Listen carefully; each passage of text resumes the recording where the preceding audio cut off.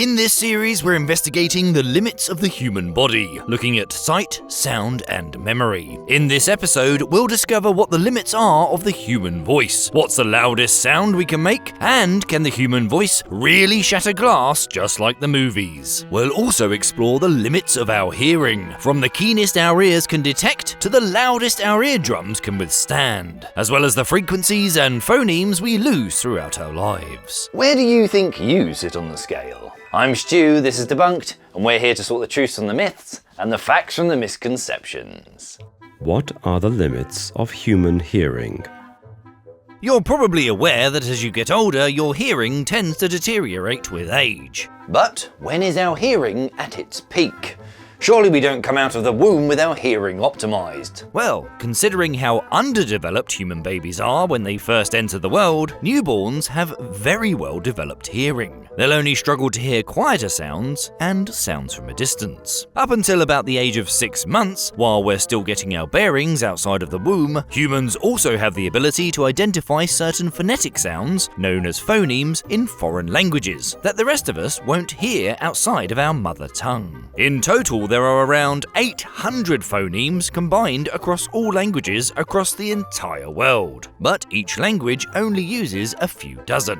For example, English has 44 phonemes, and native English speakers can distinctly hear the difference between and But in Japan, they use one phoneme for both. Before the age of around 6 months, babies have the ability to perceive all 800 phonemes, but we lose this skill as our understanding of language develops during a process called perceptual narrowing. This isn't due to any actual hearing loss as such, it's more the case that our brain disregards the sounds that aren't relevant. Bilingual children that start to learn additional languages before 6 months will retain the phonemes from each language they master. The next change is frequency detection. Up until the age of around 5 years old, humans can detect up to this frequency.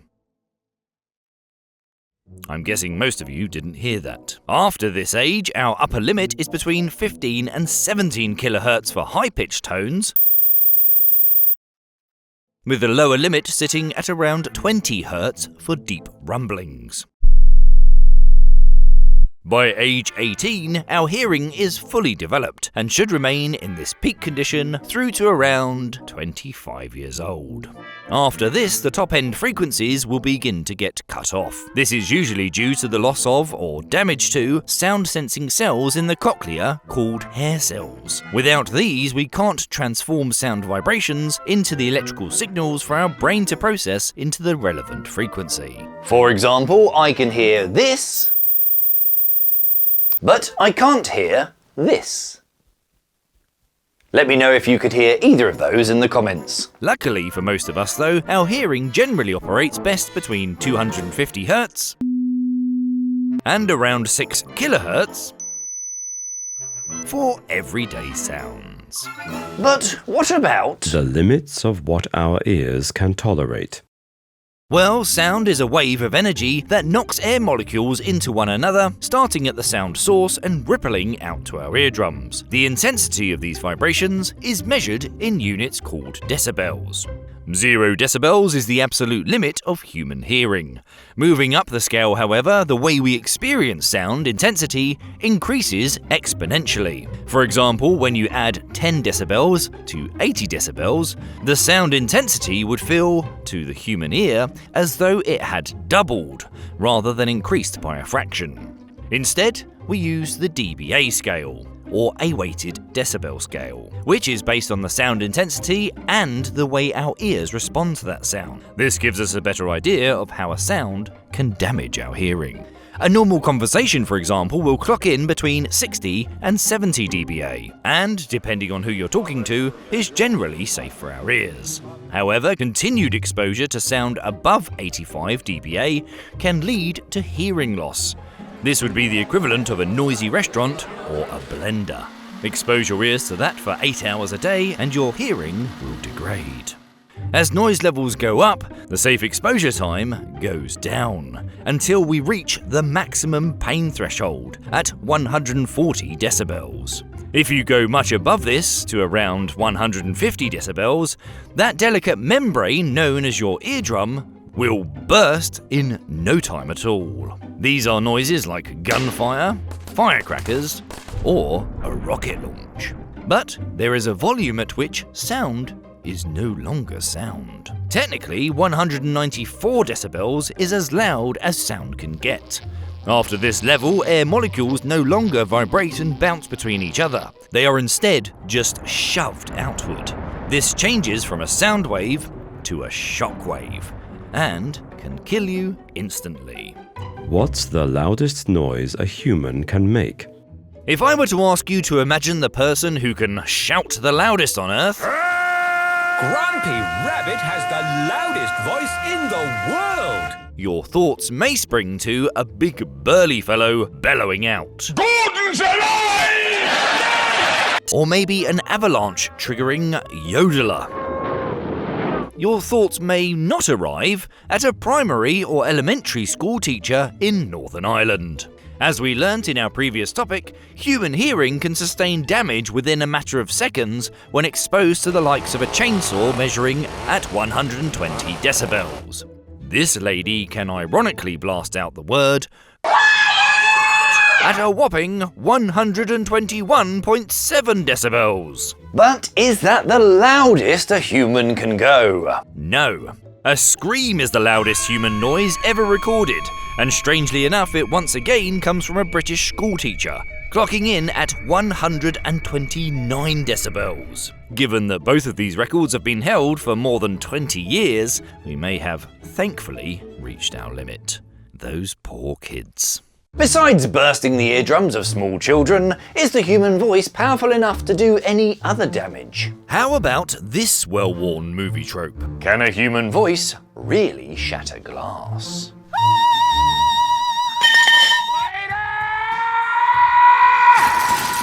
My son!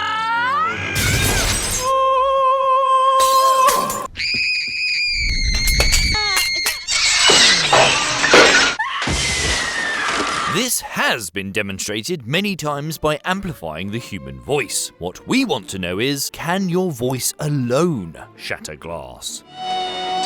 So, let's take a look at the science behind it. There are two key factors: resonant frequency and volume.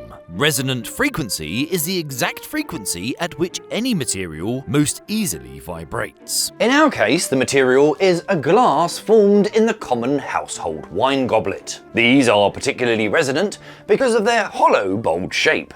That's why you get that nice ringing sound when you flick one or knock two together. If you can match that ringing note, then you have the resonant frequency of that glass. What in hell was that? B flat. But all wine glasses will have a different resonant frequency due to their shape, thickness, and the particular materials used to make them. The next crucial component is loudness. As we learned earlier, sound travels by vibrating the surrounding air molecules. In relation to our glass, the air molecules bounce into each other until they hit the glass, causing it to vibrate as well. The louder the sound, the more vigorous the air molecules shake around the glass, agitating it and causing it to violently vibrate. If the human voice matches the frequency that resonates with the glass, and at a loud enough volume that the molecules vibrate at an intense enough rate, then the glass will begin to oscillate, or bend back and forth. Once the structure of the glass is put under too much stress, it shatters. Now, I know I said there were two key factors to this theory, but in practice, there's actually three more crucial factors for it to be possible for the human voice to shatter a wine glass. If you look at these two wine glasses, they may seem absolutely identical, but there are imperfections that aren't visible to the naked eye. On each piece of glass, there will be a variety of invisible fractures. And it's only from these fractures that the vibrations from the human voice will cause cracks to spread, and ultimately the structure of the glass to fail. If the glass was completely free of fractures, you could sing the resonant frequency at it until you passed out, and its structure would hold. Amazing! Just with my voice! The fourth factor is proximity. In movies and cartoons, characters are some distance from the glass in question, usually up on stage, whereas in reality, at that distance, all that energy would be lost. So they would actually need to be so close to the glass that their lips were almost touching it. The final key factor is what the glass is actually made up of. The human voice can't shatter any old wine glass unless it already has detrimental cracks. Even with all these factors in play, it could still take quite a lot of singing before the glass actually breaks. So, can the human voice shatter glass? Kind of. So long as you can produce the resonant frequency at a loud enough volume, it can shatter a fine crystal wine glass at close proximity, so long as it has invisible fractures in the first place. Of course, if the human voice could produce a loud enough sound, Gordon's alive! Then it wouldn't need to even match the resonant frequency. If you enjoyed this video, then you'll love our partner, Brilliant. Brilliant is a fun educational app that focuses on developing problem-solving skills. Its approach allows you to play with scientific and mathematical concepts, which has proven to be way more effective than watching lecture videos. And with thousands of courses across maths, science, programming, data analysis, and AI, Brilliant's aim is to help you get smarter every day. But it's not just about learning concepts and methods, it's about what learning can do for you. By completing puzzles and challenges, it gears your brain up to tackle problems in the real world, to be a better thinker. Try the scientific thinking course and see how science applies to the everyday world around you. Plus, with the app, you can take Brilliant wherever you go and learn a little every day. All of the content on Brilliant is crafted by an award-winning team of teachers, researchers, and professionals. So, why not try out this incredible resource? To try everything Brilliant has to offer, free for a full 30 days, visit brilliant.org/debunked or scan the QR code on screen now. Or you can click on the link in the description. You'll also get 20% off an annual premium subscription. Thanks for watching, stay curious, and we'll see you next time.